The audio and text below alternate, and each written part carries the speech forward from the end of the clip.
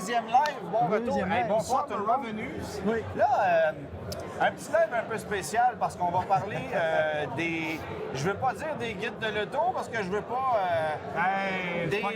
des différents livres automobiles qu'on retrouve sur le marché. Mais vous êtes Un trompé. annuel de l'automobile. Vous êtes trompé. Et un guide de Vous n'avez l'auto. pas de de bon, les deux. Non?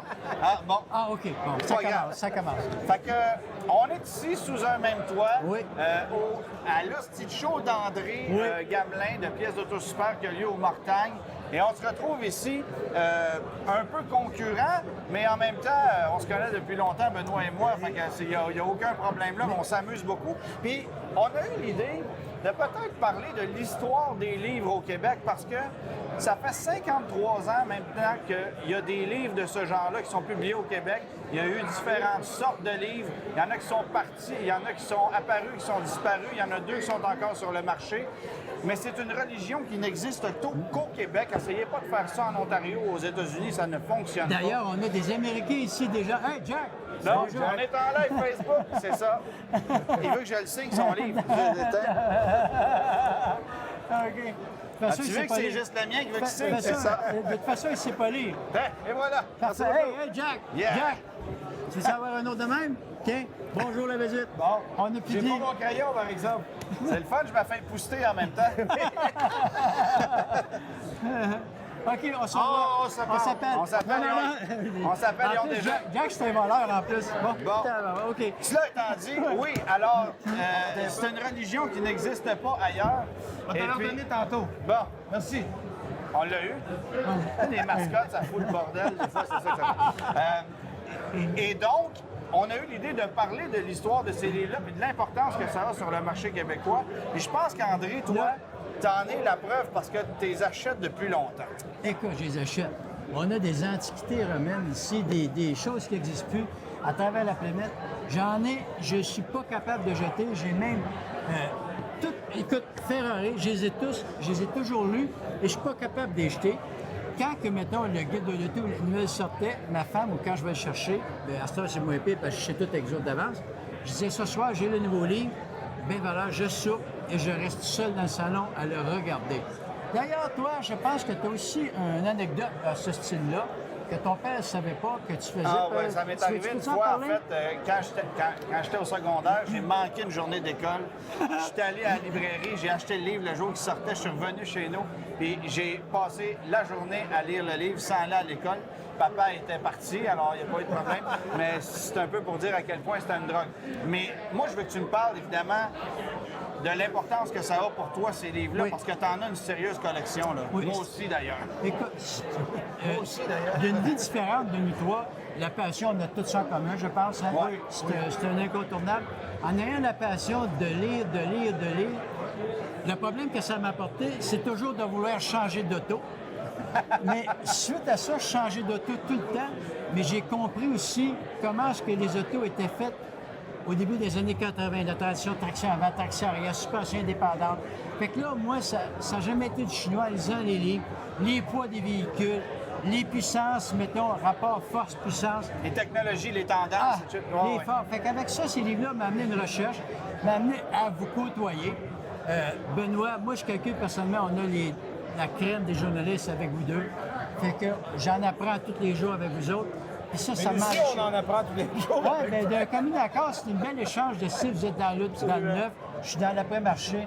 Vous voyez là à travers la planète, vous êtes des passionnés, donc je pense que tout le monde s'enrichit.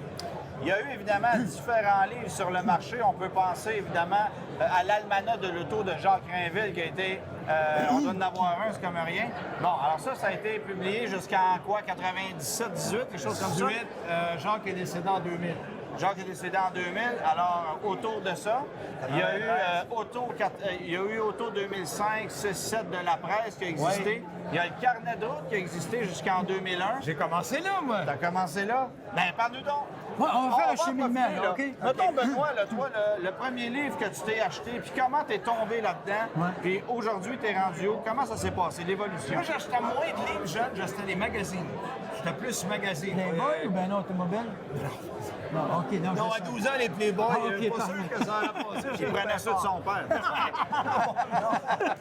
Non, un Car Driver Road and Track, ces Ah, ok. magazines-là, magazine automobile, magazine français. Les livres, c'est arrivé un peu plus tard. Moi, contrairement à toi, je me dirigeais pas là-dedans à 8 ans, 9 ans, 10 ans. Moi, je voulais être journaliste.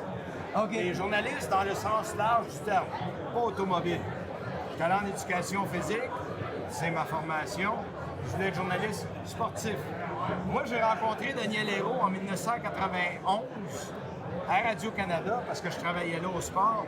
Lui était journaliste automobile dans Il l'émission faisait le Joël carnet de Debreu. route depuis 1986. 6, le premier carnet de route. Et j'ai chez moi tous les exemplaires du carnet de route. Ouais. Et c'est d'ailleurs le premier livre que je me suis acheté personnellement aux Zellers en 1985. J'avais 8 ans. J'étais arrivé avec des rouleaux de scène noire aux Zellers et j'ai acheté mon premier livre. Il était vraiment pas cher.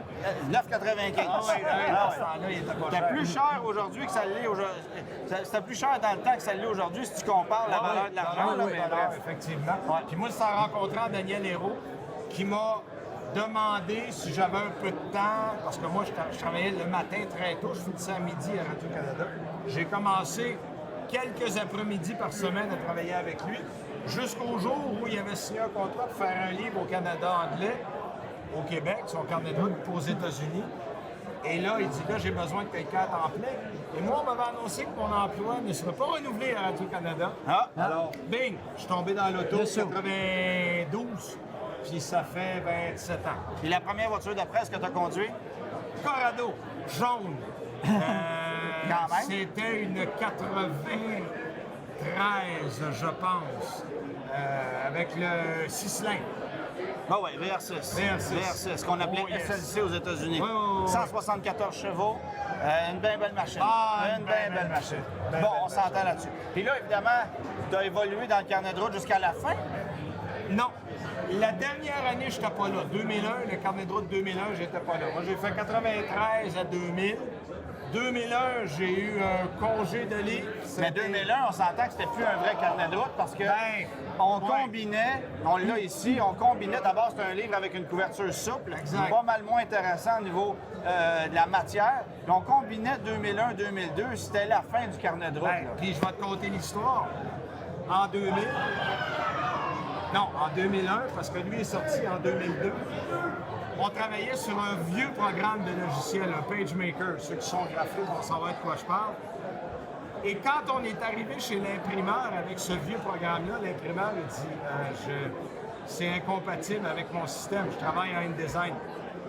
Il n'a pas été capable, il ne pouvait pas imprimer le livre. Il dit, ben, mettez-le en InDesign. Ben oui, toi, oui, il est fait. hein, on va faire ça en 3 jours. Fait qu'il n'y a pas eu de livre. En 2001, il n'y a pas eu de Incroyable. livre. Il a refait, bon, il a repris, il a retravaillé. Fait qu'il a sorti une édition double. Donc, le 2000 devait être le 2001, il n'est pas sorti. Le 2001-2002 est sorti l'année suivante. Mais- Et ça a été la dernière édition du carnet de route. Et là, toi, cette même année-là, tu as sorti l'annuel de l'auto, ces Moi? chapeaux de roue, là. Oui, oui. Alors, oui. Moi, on a commencé le livre le 16 juillet 2001. Puis on a sorti le livre en novembre.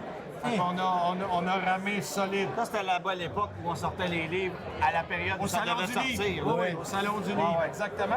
Parce que moi, Daniel m'avait dit, je prends ma retraite l'an prochain, c'est mon dernier livre, en parlant de lui. Sauf qu'il va sortir en 2001, il n'est pas sorti. Fait que moi, je me dis, m'arriver en 2002, puis Tout va être correct. je vais boucher le trou, c'était ça l'idée.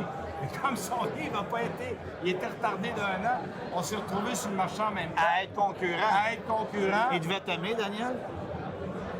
Lui, Il il s'en avait, allait à la il avait retraite, fini, là. il était en retraite. Fait qu'il n'y a jamais eu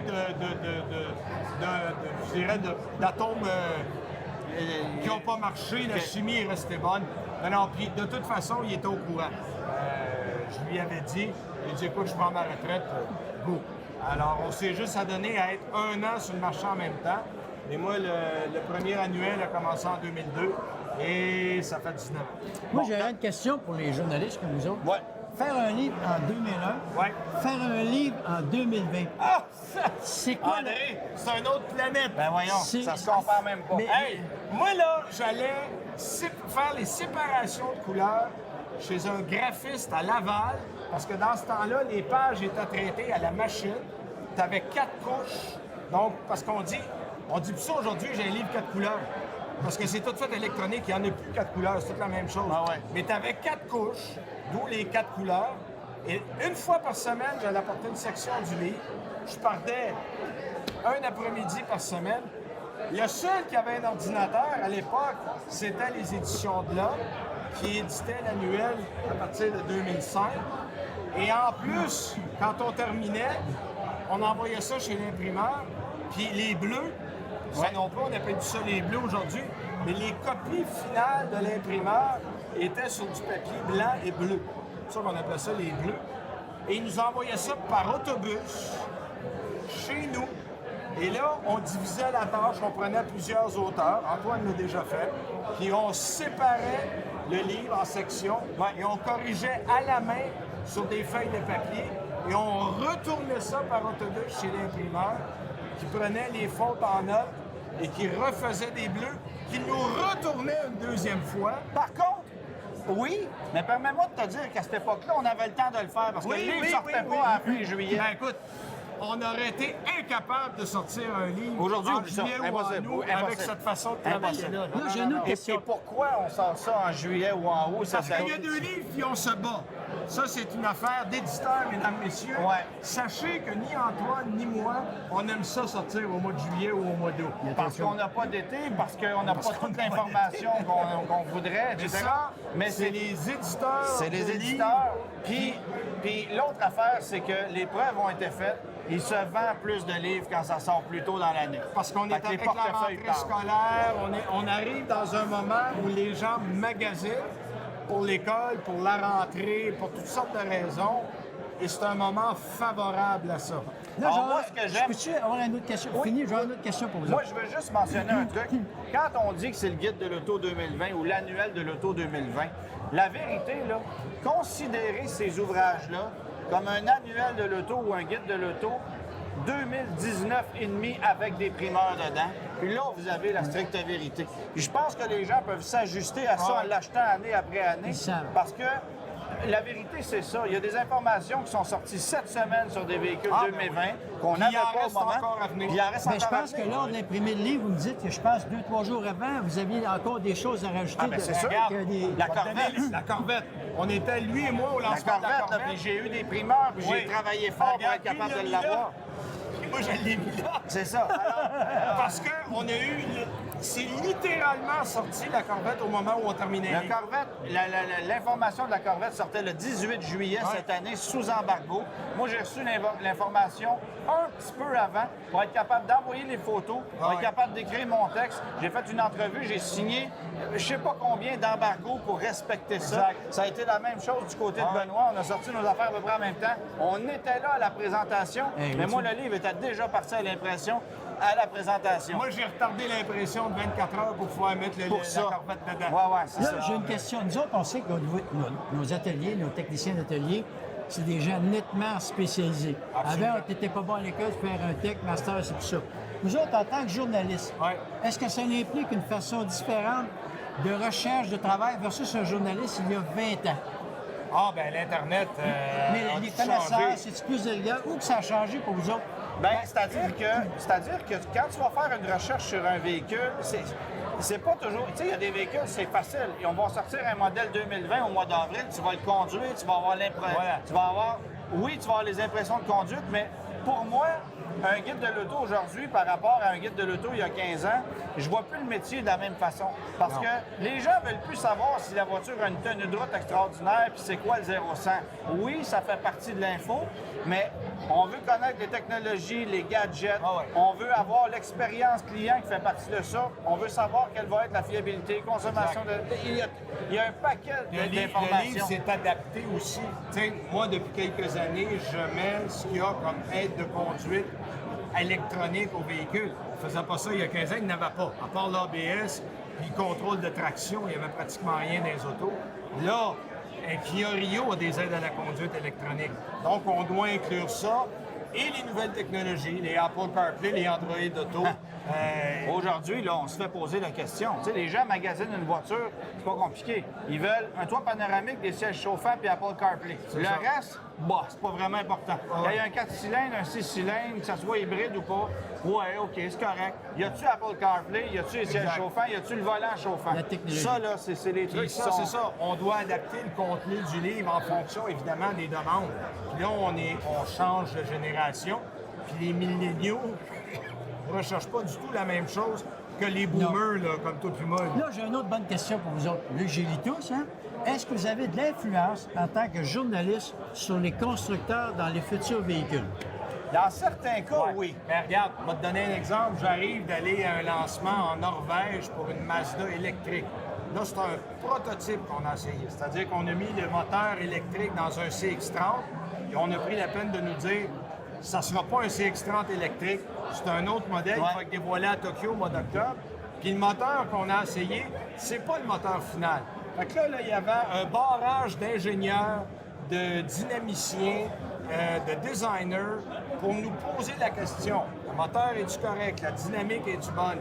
Et là, évidemment, ils ont un moteur de 35,5 kWh qui va donner 200 km d'autonomie. Tous les Japonais pensent que c'est bon. Tous ceux du Canada, il a dit non, t'en vendras pas à 200 km d'autonomie. En bas de 400, Surtout l'hiver. oublie ça. Donc, est-ce qu'ils vont prendre des notes? Est-ce qu'ils vont le monter à 400? Mais dans des cas comme ça, où on est là tôt dans le processus, on est capable de donner l'information qui va influencer le changement du véhicule. C'est sûr, quand on va à un lancement, puis le véhicule va être sur le marché dans un mois, non, là, on n'a pas d'influence. J'ai une autre bonne question. Je peux-tu me permettre une question? Tu sais, journaliste, que j'ajoute un livre. Est-ce que vous avez votre pourcentage sur 100 des achats de véhicules? Pensez-vous que vous avez une influence qui est assez importante pour changer l'achat d'une personne d'un autre véhicule à un autre véhicule? Ça arrive très souvent, puis il faut être honnête, c'est arrivé des situations où on a recommandé un véhicule parce qu'au moment où le véhicule était arrivé, c'était vraiment ce qui se faisait de mieux. Malheureusement, le véhicule a mal vieilli. Moi, je pense à quelqu'un de mon entourage à qui j'avais recommandé l'achat d'une Hyundai Sonata 2011 en 2011 quand la voiture est sortie. C'était révolutionnaire, cette voiture-là, par rapport au Accord, au Camry, quand c'est sorti. Mais la voiture s'est avérée être une incommensurable poubelle. Tous les problèmes du monde sont arrivés sur cette auto-là. Puis évidemment, moi, je suis le gars qui a recommandé l'achat de cette auto-là. Fait que c'était une recommandation basée sur les technologies que la voiture avait. Exact. Puis t'apprends tes erreurs aussi. Parce que, tu sais, c'est sûr qu'aujourd'hui, moi, tu vas me parler de recommander un VUS compact. Je regarde ce qui se trouve sur le marché. Il va y avoir, bien sûr, différents types d'acheteurs. Quelqu'un qui cherche une conduite plus dynamique, un vrai bon 4x4, un véhicule pour la famille. Mais j'y vais de façon plus prudente. Puis des mauvais véhicules, il y en existe de moins en moins, mais il y a beaucoup de véhicules qui coûtent de plus en plus cher à entretenir. Et il y a surtout beaucoup de véhicules qui sont des mauvais achats sur le plan financier. C'est souvent la pertinence du véhicule. Tu sais, je donne Fiat comme exemple. Les Fiat sont aussi chers ou plus chers que les autres véhicules dans la catégorie, puis ils sont moins bons. Pas parce qu'ils sont mauvais, mais ils sont moins bons. Ils sont pas revendables. C'est dur de dire aux gens d'acheter ça parce qu'il n'y a pas de raison d'acheter ça. Il y a 10 véhicules dans la catégorie qui sont meilleurs, puis souvent moins chers. Puis ce qui est fascinant, c'est que moi, les livres, je les achète depuis que j'ai l'âge de 9 ans. Mes oncles, mes tantes me les ont donnés à chaque année à Noël pour réaliser que je les avais déjà, fait que ça servait à rien.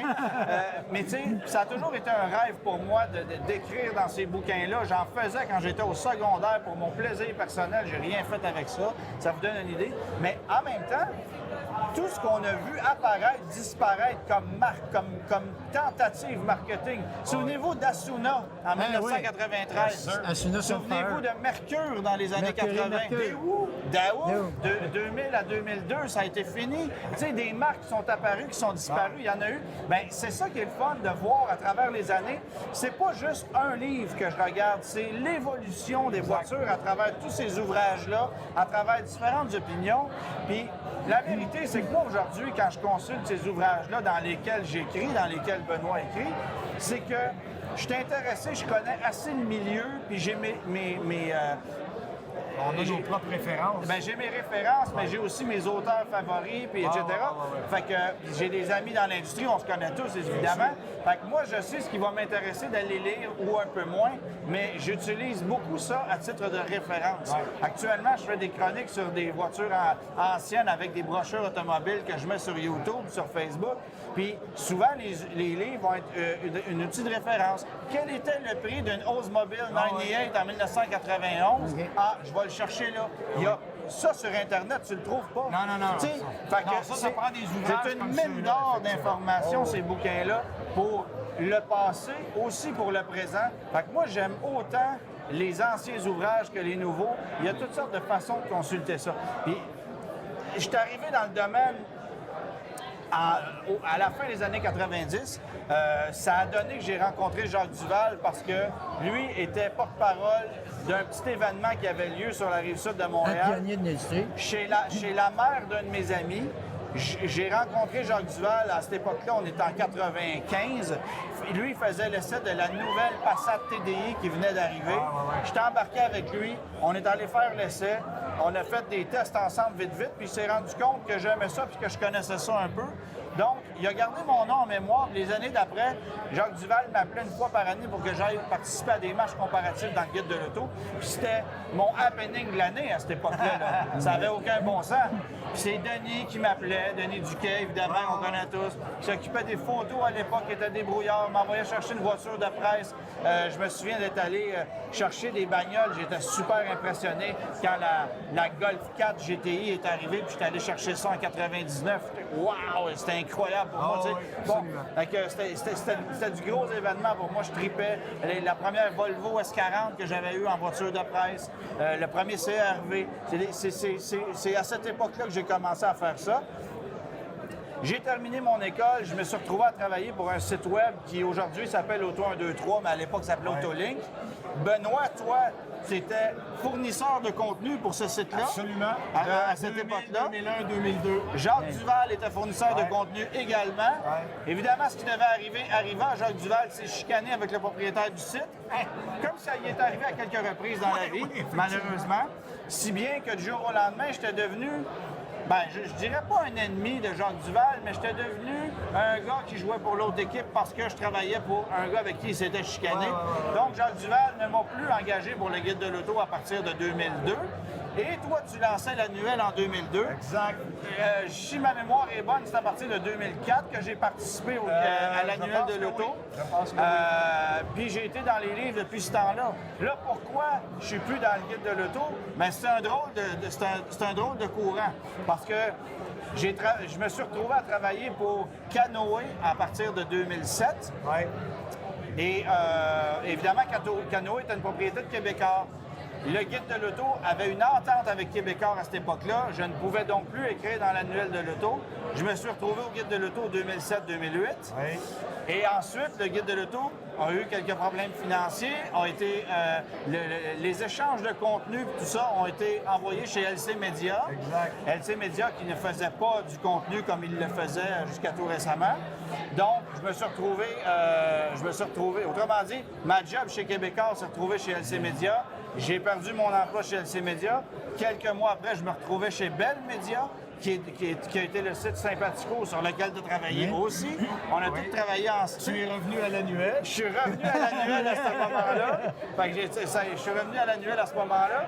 Et puis, ce qui a été drôle, c'est que ensuite, RPM s'est associé à l'annuel. Exact. J'étais à RPM depuis déjà plusieurs années. Tu es arrivé là quelques années après. 2 ans plus tard. Benoît est parti de RPM, je suis parti l'année d'après. L'association avec RPM et l'annuel s'est dissous cette année. Mais D'ailleurs, moi, c'est là la rencontre de Nicolas. en fait, moi, en partant de RPM, je me suis retrouvé chez Québécois. Québécois avait acheté le guide de l'auto. Donc, oui. moi, je me retrouve dans le guide de l'auto. Sans le Je savoir. suis dans l'annuel. Fait que c'est une guerre comme ça. Mais pensez pas que Benoît et moi, on se chicane tout Non, le temps. non. C'est pas ça. C'est on les on se picasse circonstances. un peu, mais c'est les Mais là, moi, je vais circonstances qui poser font. des questions de Puis, monsieur. puis si la tendance se maintient, ben l'année prochaine, Québécois va avoir acheté l'annuel de l'auto, puis je vais travailler avec Benoît. On ne sait pas. Donc, je peux racheter le guide, puis on va travailler. On verra. Là, tu as fait ton post-mortem de ta vie. Ouais, c'est ça. Maintenant, là, je vais te poser une petite question, style. Mettons, moi, je connais pas l'automobile. Là, je pose la question de monsieur et madame, tout le monde, Ouais. jeune, vieux. Est-ce qu'en lisant les 2 livres, je peux me faire une idée assez précise? Ça ne m'intéresse pas, l'auto. Mais à soir, je vais m'acheter le livre, puis je vais dépenser Ah ouais. 25, Ah ouais. 30, 40, 50 000. Ben, c'est à peu près 30 de la clientèle chaque année. Des gens qui changent d'auto, qui disent bon, ben, il faudrait bien que je me jette un livre pour consulter puis voir qu'est-ce qu'il y a de bon ou de moins bon. À partir de là, ça veut dire ce que vous marquez, là, c'est à 30-35 ce que vous dites. Vous avez une sérieuse incidence sur les réflexions Influence. des gens. Ah oui, c'est Ouais, clair. c'est Ah sûr. oui, c'est clair. C'est sûr. C'est pour ça qu'il faut faire attention. Puis il faut essayer de se mettre dans les souliers du consommateur. Tu regardes quoi quand tu achètes un auto? Moi, si je donnais un conseil à vous autres, c'est travailler très fort l'indice de fiabilité après 3 ans. Ouais. Parce que Ce qui n'est 3 pas ans, toujours évident à d'établir sur un véhicule qui vient d'être lancé. Non. c'est très dur. Puis, sauf que les modèles qui existent déjà, puis aussi établir peut-être, éventuellement, là, je parle pour mon domaine, établir un coût pondéré, ce qui revient toujours. Mettons, je lance à la boucle, un changement d'huile BM, Ouais. mettons, ou Lexus, que j'ai un Lexus, Ouais. puis un changement d'huile Mercedes, Ben oui. ou Honda et Acura, pour avoir eu les deux. On sait les différences. Je pense que... hein, On sait qu'il n'y en a pas. c'est C'est comme- malheureux. C'est pas mal ça, là. Le V6 Acura et le V6 Honda, c'est pas mal le même moteur. C'est pas mal le Puis c'est même. pas mal le même fil qui va en dessous. Fait que ce que je veux dire, c'est que je vais acheter un Acura et un Honda, mon coût de changement d'huile va être pareil. Mais j'achète un Mercedes, Ben non, tu vas acheter un Audi versus un Volkswagen qui a C'est la ça, même mécanique. la même chose. C'est C'est l'Audi le double va chez- Puis c'est le double chez Audi. mais ça, c'est à considérer sur une période de 2-3 ans. Ouais. Je pense que ça va être des choses à Ben, signaler. en fait, c'est un peu les coûts pondérés à l'achat d'un véhicule, ce que les gens ne pensent pas toujours à faire quand ils achètent. Moi, je donne toujours le même exemple. Quand le Toyota Venza est sorti, il y avait des pneus d'origine de 19 pouces. Hey, Et 20 les gens pouces sont en arrivés à l'hiver, puis La fortune. changer de pneus, les gens étaient dans le coma parce que ça coûtait 1900 $ changer 4 pneus sur un Venza. Mais ça, c'est des choses que les gens devraient magasiner au Ben, départ. c'était le devraient même savoir. exemple. Moi, tu vois, cet exemple-là est bon, mais je me souviens de l'exemple du Infiniti FX 3545 qui est sorti en 2003 avec du 20 pouces. Ouais. En 2003, du 20 pouces. Ouais, ouais, Aujourd'hui, c'était c'est rare. commun. Ouais, Mais en à cette 2000 époque-là, c'était rare. Écoute, ça coûtait une fortune, c'était incroyable. Mais tu sais, le coût d'entretien d'un véhicule, la fiabilité d'un véhicule, c'est des données qui. Ben, le coût d'entretien, non, mais la fiabilité, ça demeure relatif. C'est pas toujours évident. Puis, tu sais, on a dit pendant des années qu'un Honda CR-V 2010, 11, 12, c'était un véhicule super, super fiable, indestructible. Là, ils rachètent des véhicules parce que les châssis pourrissent. Ah oui. Je veux dire, 10 ans plus tard. Alors, il est où le point? Où est-ce que tu traces la ligne? C'est bien C'est dur, difficile. c'est très difficile. difficile. Donc, on peut dire que dans l'avenir, dans l'aspect technique de vos livres, il risque d'y avoir des changements dans la façon de présenter ça. C'est peut-être parler des coûts dans l'avenir, la Ouais. qualité des phares. On essaie d'évoluer en fonction du marché. Tu sais, là, nous, puis le guide fait la même chose. On a maintenant des chroniques. On a des chroniques maintenant sur les véhicules électriques, les hybrides. D'ailleurs, tu as une chronique sur l'usager dans ton livre cette année. Chronique sur l'usager parce que ça prend de plus en plus de place sur le marché. Il y a 3 fois plus de transactions de véhicules d'occasion que de véhicules neufs. Alors, on a voulu tenir compte de cette réalité-là. C'est simple à comprendre. Pour être un acheteur d'un Accent que j'ai acheté à 12-13 000 il n'y a pas longtemps, hatchback, là, on parle de combien? Ah, 18. Fait que, on comprend-tu que maintenant, j'achète moi-même des usagers. Fait qu'il y a une transition, je passe par le coût, tout simplement. Ah, la voiture usagée prend de plus en plus de place et c'est pour ça que dans le guide de l'auto 2020, vous avez 704 pages de futures voitures d'occasion. Vous avez pas vu. Ah, cet Antoine-là, il est... On a aussi 704 pages, incluant des véhicules d'occasion. C'est ça. Puis pour terminer, en tout cas, pour moi, ce livre-là, c'est un bijou. On a des Américains qui viennent à mon magasin et je leur en donne. Ils repartent en avion et ils l'apportent avec eux autres malgré le poids. ça existe à nulle part ailleurs sur la Ben planète. imagine quand Ouais. j'ai amené ce livre-là au lancement de la Corvette le 18 juillet de cette Avec année. des photos de la avec Corvette la déjà. photo de la Corvette sur la couverture. Les Américains étaient comme ça. Moi, je veux Mais ils dire, ne comprenaient pas ce qui était écrit dedans. fait qu'au nom des gens, monsieur et madame tout le monde, moi, je suis un amateur, je suis sûr que tu as des groupes. Félicitations. Merci. Je veux dire, je voyage aux États-Unis, c'est une revue. Ah oui. On connaît tous les Carter, Road and Track, tout ça, mais c'est vraiment unique. Puis il n'y a personne qui peut jeter ces livres-là. Non, le seul défaut d'un livre comme celui-là en avion, c'est que ça se transporte moins bien qu'un laptop. Un peu, oui. Ça reste quand même pas mal de viande. D'abord, tu m'annonces une version web dans peu de temps, quoi? La version Oh! web, elle existe. Elle existe. Vous avez toute l'information sur Internet, mais on s'est rendu compte à travers les années, tu sais, on s'est dit ça va baisser les livres avec le temps. Puis au Québec, ça se vend encore Non, non. autant, année après année. ventes sont toujours bonnes. C'est Ben, d'ailleurs, incroyable. j'ai Car Driver, tout ça, j'ai ça dans mon iPad, je les achète sur Zigno et je les achète tous en papier. Ouais. C'est ridicule, le papier que tu tournes, tu descends ta page, Ben tu oui, reviens, mais tu avances. c'est une tradition. Je pense que c'est ce qui fait en sorte que ces livres-là ont encore une place parce qu'il y a encore des acheteurs ici. Puis moi, je dirais merci de travailler tous les deux avec Pièces Autosuper, nos Facebook Live. Je pense qu'on s'enrichit vraiment mutuellement. Messieurs, Merci. Merci. Eddie, merci beaucoup. Super. hey, je ne l'ai pas celle-là cette année. Ah bon? OK, est-ce que fun, tu veux... hein? Voulez-vous vous autographier vos livres? Hein? On Non, pourrait non, faire je l'ai déjà vu, sa signature, c'est correct. Ah, OK. Fait qu'on vous dit merci. Ouais, merci. Merci tout le monde. Salut.